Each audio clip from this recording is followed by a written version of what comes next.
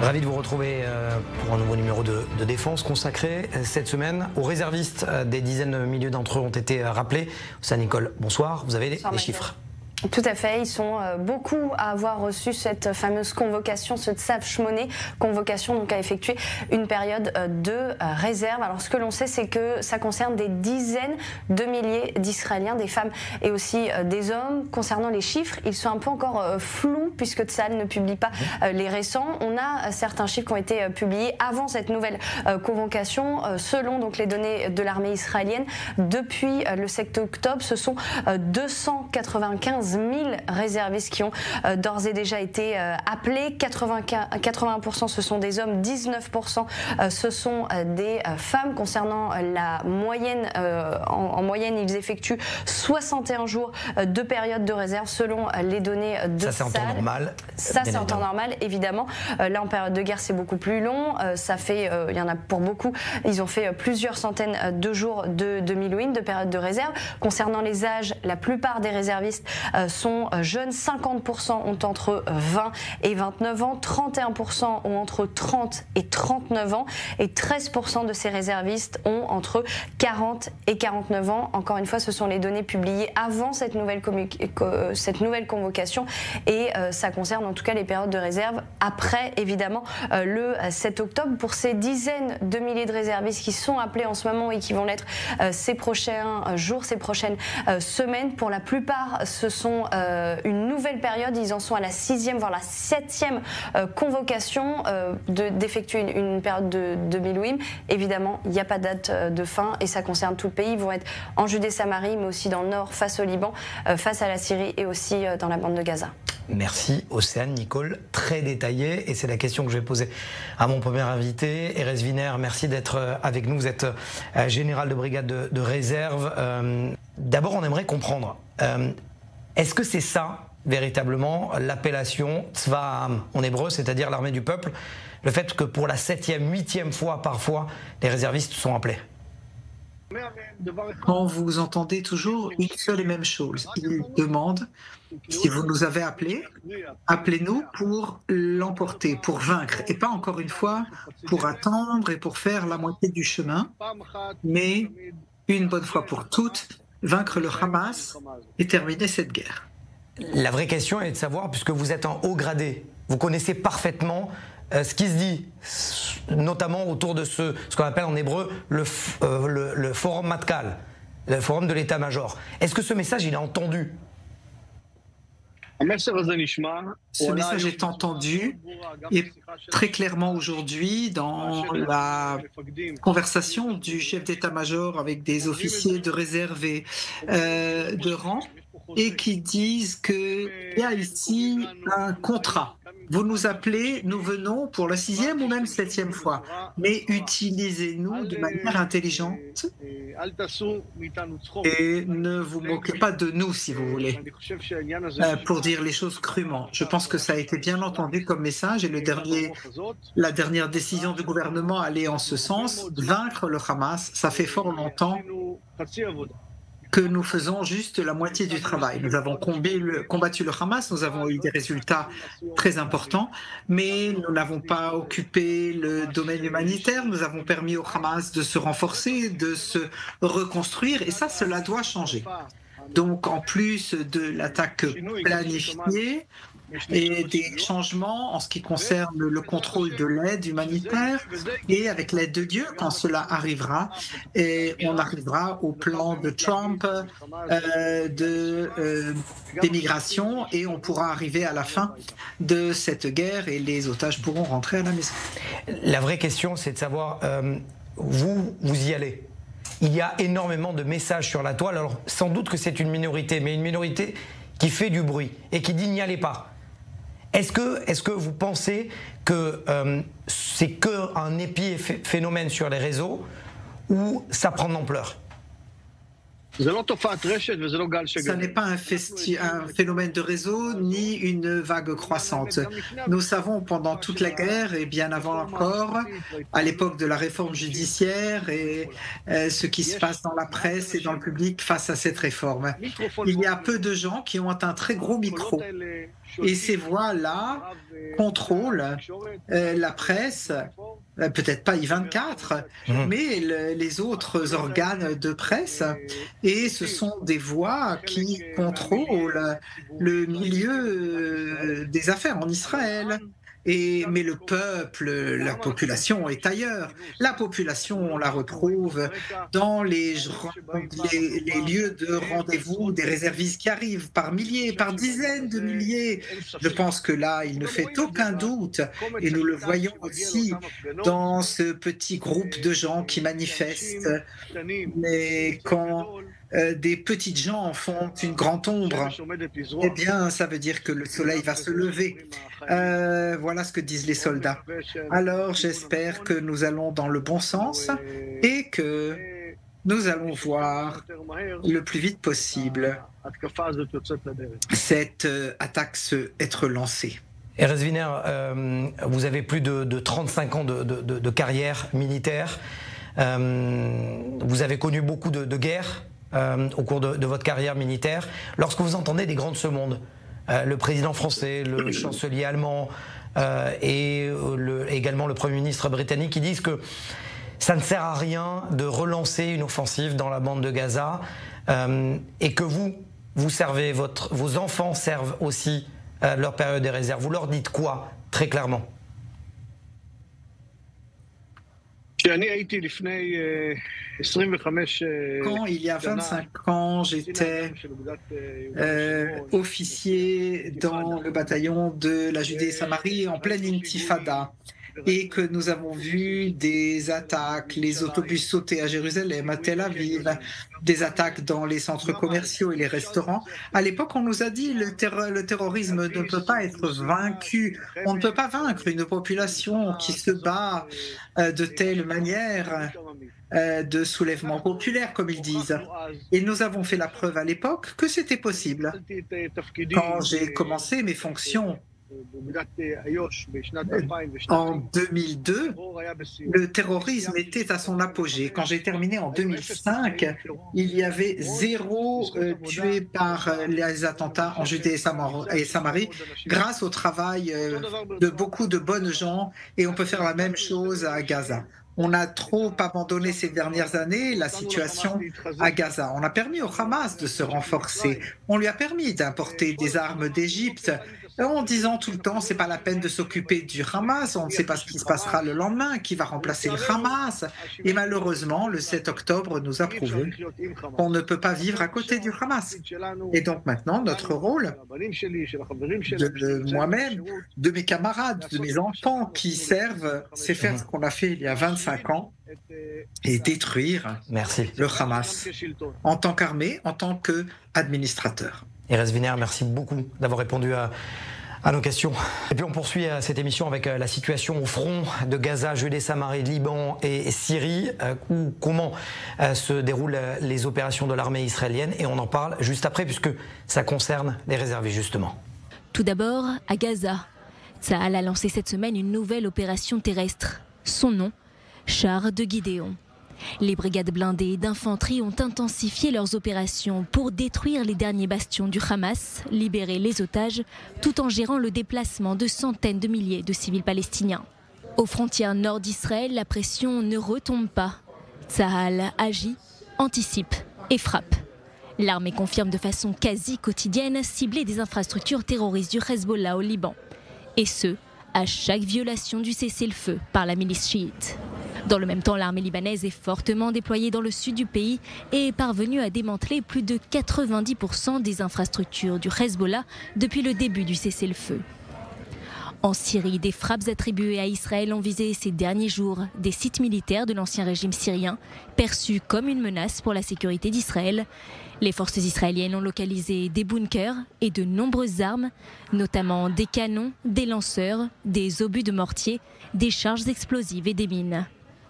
D'autre part, les tensions internes et les violences sectaires restent vives et la minorité druze est fortement menacée. Israël apporte donc son aide depuis des jours à cette communauté et des dizaines d'entre eux ont déjà été soignés dans les hôpitaux israéliens. Enfin, en Judée-Samarie, l'opération Mur de Fer est entrée dans une nouvelle phase. Tsahal a annoncé son intention de démolir plus d'une centaine de bâtiments dans la ville de Tulkarem et le camp de Nour Shams. Une décision visant à améliorer la mobilité des troupes et démanteler les réseaux terroristes. Les raids nocturnes, arrestations et démantèlement d'infrastructures terroristes se poursuivent. Des dizaines de suspects ont été arrêtés à Naplouse, Toubas, Jenin et Balata et l'armée israélienne maintient sa pression pour éviter une nouvelle flambée de violence. Une armée mobilisée sur tous les fronts et un gouvernement qui prévient la guerre pourrait encore durer plusieurs mois. Et puisqu'on parle des réservistes, une lettre a été écrite par le mouvement Les réservistes à la génération de la victoire. Shani Guidalia, bonsoir. Vous avez les détails de cette lettre avec véritablement le mot d'ordre. C'est on est prêt à servir, mais cette fois, il faut y aller.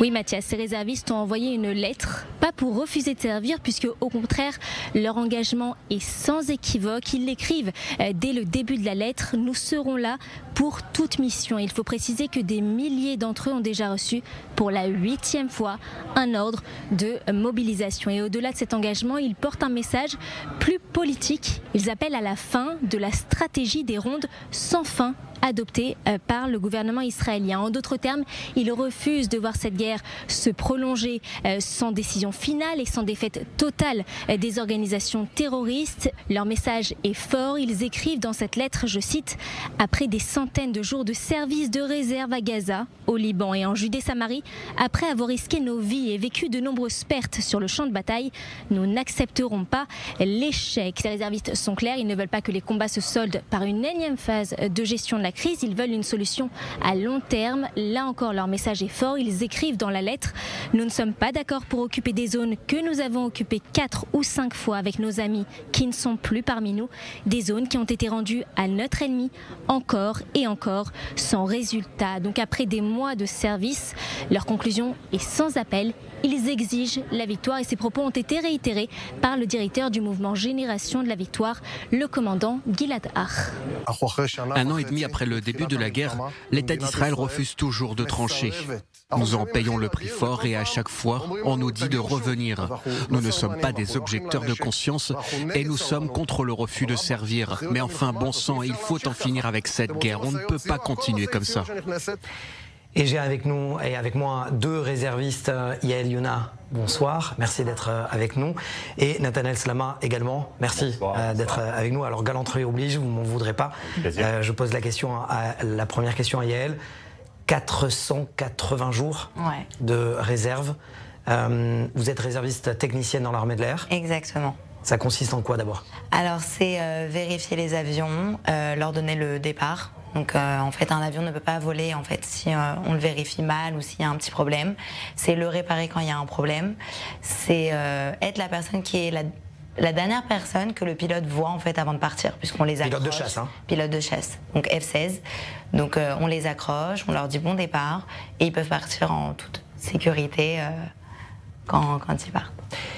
Quand à l'instant, le chef, et on va en parler de ce mouvement des réservistes de la génération de la victoire, dit on est prêt à servir quoi qu'il arrive, mais il nous faut un objectif. Ouais, c'est vrai. C'est vrai, ça veut dire qu'au début on y allait parce qu'il y avait tout cet engouement, tout le monde qui voulait la guerre, la fin, enfin vraiment aller jusqu'au bout. Après ça s'est un peu éteint, mais là si ça revient, c'est vraiment pour aller jusqu'au bout. Ça veut dire qu'on va pas retourner. Alors moi pour le coup j'irai, mais il y en a beaucoup que je comprends, je comprenne, il y a leur famille, leurs enfants, ils ont peut-être pas envie d'aller pour une cause qui n'est pas encore assez forte. Donc si c'est pour aller jusqu'au bout, ouais. Vous êtes d'accord, Nathanaël? Je suis tout à fait d'accord. En fait, ce qu'il faudrait peut-être expliquer, c'est ce que nous ne voulons pas, c'est more of the same. La même chose, mais encore. Après, on est depuis 2005, depuis les engagements d'Israël de la bande de Gaza, on est à la 35e opération. On est d'opération en opération. On appelle ça Miftaim. C'est comme au supermarché où ils nous font des soldes et des promotions. On ne veut plus un Mifta. On veut gagner, on veut une victoire totale. C'est quoi une victoire totale?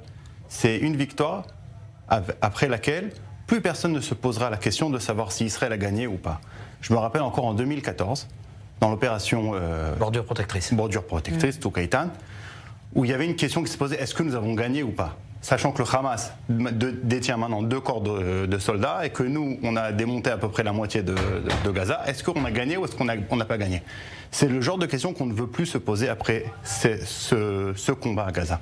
Aujourd'hui, ce que nous voulons, c'est gagner totalement, éradiquer totalement le mal de la bande de Gaza. Ce que vous voulez, la question est de savoir est-ce que ce que vous voulez est entendu par la direction, par le chef d'état-major, par les officiers. Est-ce qu'il y a, quand vous êtes sur le terrain, je pose la question à vous deux, est-ce que vous avez un répondant de vos officiers qui, bien évidemment, vous dit merci d'être là, mais est-ce qu'il y a une discussion?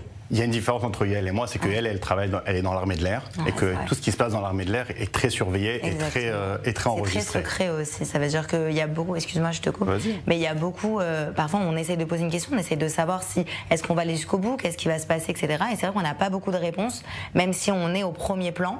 C'est vrai que beaucoup ils nous mettent sur le côté, on essaye de savoir qu'est-ce qui va se passer, etc.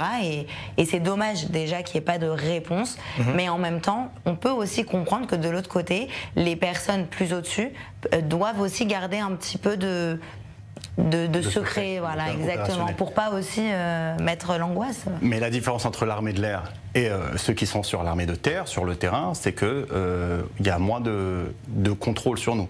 Un exemple, c'est le quartier de Chaboura, à côté de Rafiah. On pensait que, ok, peut-être que ça allait m'être bombardé avec quelques bombes et c'est fini. Non, maintenant, on a une trentaine de bulldozers qui travaillent nuit et jour, tous les jours, qui aplatissent le terrain. Pourquoi? Parce que la volonté est de dire, aujourd'hui, les Gazaouis n'ont plus où retourner. Notre but, c'est pas seulement de gagner cette guerre, mais c'est de la gagner en faisant partir la population gazaoui de cet endroit, leur faisant comprendre qu'ils nous ont attaqués, ils ont perdu la guerre, ils n'ont pas pu se défendre, maintenant ils ne retourneront plus chez eux, ils n'ont plus où retourner. Et ça, c'est les réservistes qui le font. Avec la volonté, bien évidemment, le plan d'Israël 4, on ne va pas rentrer dans la polémique, c'est de faire en sorte que les Gazaouis puissent revenir dans la bande de Gaza, mais avec un autre leadership. C'est une autre question, mais de toute façon, sur le terrain, le fait est aujourd'hui que les Gazaouis aujourd'hui n'ont plus où revenir, n'ont plus où aller. Donc quand on va mettre cette disposition d'émigration des Gazaouis vers d'autres pays, on peut se permettre d'y penser, on peut se permettre d'y rêver, parce que sur le terrain, nous avons mis en place toutes les conditions nécessaires pour que ce plan se mette en place. Reuters, d'ailleurs, l'agence de presse dit que 50% des Gazaouis auraient déjà donné un avis favorable à partir de Gaza. J'ai une question. Pourquoi servir ? Alors, pourquoi vous servez? Pourquoi quand vous recevez l'ordre de mobilisation, ce qu'on appelle en hébreu Tzav 8, un ordre de mobilisation, Tzav Shmoneh, vous dites j'y vais? Alors je pense que c'est propre à chacun, mais moi quand j'ai été et que j'ai vu en fait l'engouement de tout le monde qui voulait donner de sa personne, et aussi on voit ce qui se passe sur le front, c'est-à-dire que nous dans une base de Khel Avir, c'est vrai que, enfin de l'armée de l'air, pardon, c'est que on est enfermé dans une base, donc on voit les avions partir, revenir, etc. Mais c'est vrai. Je précise juste, pardonnez-moi de vous couper, que vous êtes opérationnel dans une des bases les plus opérationnelles justement de cette guerre, que ce soit à Gaza ou dans le Nord. C'est vrai que c'est une qui a fait beaucoup de missions, on va dire ça comme ça, mais c'est vrai qu'on n'est pas nous sur le front. Ça veut dire que on donne de notre personne, mais c'est une envie, c'est un besoin de donner. On se dit, on ne peut pas rester là. Et pourtant, ça faisait 10 ans que je n'étais pas retournée dans une base. Je n'avais pas fait mes Milouim que tout le monde fait. Et quand j'y suis retournée, j'ai compris. C'est à ce moment-là que j'ai compris que maintenant, si on m'appelle, je suis obligée d'aller. Je sais pas, c'est mon pays. C'est celui que j'ai envie de sauver. Je vais vous raconter une histoire de mes derniers Milouim. Période de réserve. Période de réserve où j'étais assis sur un fauteuil. Il y avait devant moi un soldat de 19 ans, beau gosse, grand, beaux yeux, blonds yeux bleus, beau gosse, un Golani, un futur officier de Golani. Et franchement, moi je le regarde, je suis émerveillé devant lui, et lui il est émerveillé devant moi. Il me voit presque à quarantaine comme ça, qui quitte sa famille et ses enfants pour aller défendre son pays. Et on se regarde, c'est mutuel comme ça, une admiration mutuelle. Et on parle, on discute, on a le temps de discuter, on n'a pas le téléphone là-bas, donc on a le temps de beaucoup discuter, des discussions très profondes.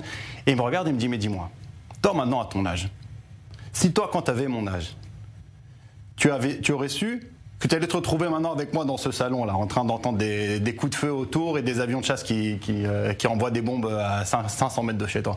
Est-ce que tu aurais fait le même choix, tu aurais accepté la situation dans laquelle tu te trouves maintenant? Et je lui ai dit, complètement. Et pendant que je lui explique ça complètement, on a un téléphone d'un homme de 69 ans qui appelle tout lui ce qu'il peut pour pouvoir se joindre à nous, parce que lui aussi, il veut prendre part à ce mérite. Le service dans Tsahal, aujourd'hui, en guerre, où nous sommes une pierre dans le rempart qui sépare Israël, le peuple d'Israël à ses ennemis, c'est un mérite que nos grands-parents, nos arrière-grands-parents auraient rêvé pouvoir prendre. C'est pas un shirout chova, c'est-à-dire c'est pas un service obligatoire, c'est un srout, c'est un mérite, c'est un grand mérite. Et c'est vrai qu'il y a un prix à payer, on va en parler après, mais je pense que... D'ailleurs, quand je vous ai appelé pour convenir de cet entretien, la première des réactions, c'est de dire waouh, d'entendre que vous avez servi 480 jours. Et vous m'avez dit, et alors? Pourquoi et alors? Parce que 480 jours, là aujourd'hui, voilà, je suis retournée chez moi. Il y en a qui y sont encore depuis le début, qui n'ont toujours pas arrêté. Il y en a qui s'arrêtent, qui reviennent. C'est 480 jours, mais c'est 480 jours qui m'ont changé bizarrement. Ça veut dire, je pensais pas. Vous vous sentez différente? Ouais, oui. Je me sens différente. Je sens que je fais plus part de la société. Enfin, je me suis intégrée encore plus que ce que j'étais avant. C'est-à-dire que moi, je suis là depuis 12 ans. C'est vrai que j'ai fait mon service, mes 2 ans de service normalement. Quand je suis sortie, j'ai dit ça y est, j'ai donné mon service, c'est bon, je peux continuer ma vie. Et là, qu'on m'a rappelé, j'ai dit quand on donne le service, c'est pour la vie. Et donc, quand j'y vais, maintenant, j'y vais vraiment d'une autre manière. Vraiment avec fierté, on va dire ça comme ça. Et le prix à payer, justement, je ne sais pas qui veut répondre, mais... Allez-y. Le prix à payer, forcément, on paye un prix dans la vie de société. On a mis de côté notre travail, on est loin de notre famille, nos enfants ils commencent à grandir sans nous maintenant, après des jours où ils sont morts d'inquiétude, mais avec une grande fierté. C'est une famille de Milum Nikim, une famille de gens qui servent dans la réserve. Je peux juste vous donner une petite anecdote, c'est que quand j'avais fini l'armée, je me suis retrouvé à me balader en Israël et j'ai rencontré des jeunes et ils m'ont dit, alors qu'est-ce que ça t'a apporté d'être combattant pour Tsahal? Et je lui ai dit, tu sais ce que ça m'a apporté, c'est que le jour où il y aura un problème aux frontières de notre pays, je ne serai pas derrière la télé en attendant que ça se passe, je serai sur le terrain en faisant un changement pour qu'il se passe des choses. Et c'est une fierté-là qui met tous les prix d'un autre côté, mais il y a beaucoup de choses à faire. Mais est-ce que tout est organisé aussi pour vous aider? Parce que malheureusement, il y a beaucoup de post-trauma, il y a beaucoup aussi de divorces, suite justement aux périodes des réserves. Est-ce que vous vous sentez aussi épaulé? Après c'est une question sur le terrain. Enfin, non. La réponse est non, mais je ne perds pas l'espoir parce que je sais que quand la guerre se terminera, qu'on amènera une vraie victoire à Israël, il y aura une nouvelle génération de dirigeants politiques qui se tiendra debout. Cette nouvelle génération, elle mettra en premier ceux qui ont défendu leur pays. Et elle mettra en premier plan ceux qui ont... En espérant que ça se passe comme ça. On ne peut pas vraiment savoir. Mais c'est ce qu'il y aura, parce qu'il y aura d'autres. Qu'est-ce qui est audible aujourd'hui sur le terrain politique? À part, c'est la première question qu'on se pose aujourd'hui entre Israéliens, c'est où est-ce que tu étais le 7 octobre? Qu'est-ce que tu as fait à l'armée? Je suis d'accord, mais je pense que si au 7 octobre, on se disait peut-être aussi dans les rues, les personnes en Milouim, ils vont avoir ci, ils vont avoir ça va être super. Et finalement, il y en a beaucoup qui se plaignent de tout ce qui s'est passé, de toute l'année. Il y a eu des gens qui ont perdu leur travail. Alors moi, je parle pas forcément pour moi, parce que bon, moi, j'ai pas eu la même vie. Alors je pense que tu parlais de toi par rapport aux enfants. Moi aussi, j'ai perdu mon travail, donc c'est pas la question. J'ai changé. Mais non, mais je parle parce que moi. C'est le travail qui m'a perdu. Moi, je pense que c'est. Oui, aussi, à l'inverse, c'est le travail qui m'a perdu. Et je lui ai dit au patron avant de partir, je lui ai dit, tu sais, si toi tu veux travailler avec des gens qui sont pas loyaux envers leur pays, si tu veux travailler avec des gens qui sont pas, qui ont pas leur responsabilité nationale devant leurs yeux, c'est ton problème. Avec plaisir. Il a fait faillite après 6 mois. Donc c'est pas moi qui ai perdu mon travail, c'est lui qui m'a perdu. Okay. Justement, c'est peut-être la dernière question que j'ai à vous poser, parce qu'on a commencé cet entretien par ce mot de, j'ai oublié son prénom, du secrétaire général des Gilad Har. Gilad Har, merci, qui disait on est là pour la victoire.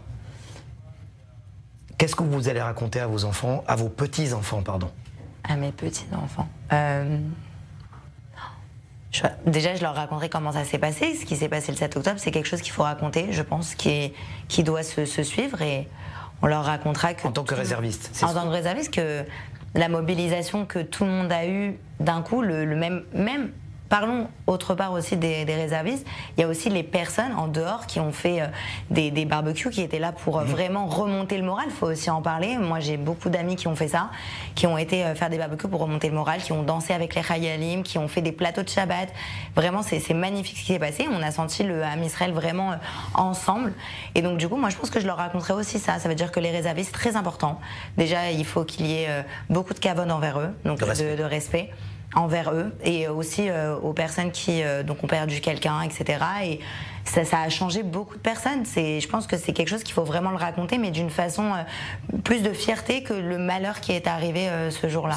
Je ne vais pas te dire ce que je raconterai à mes petits-enfants, je vous dis ce que j'ai raconté moi à mes enfants à 14h le 7 octobre quand j'ai été appelé pour aller dans le sud.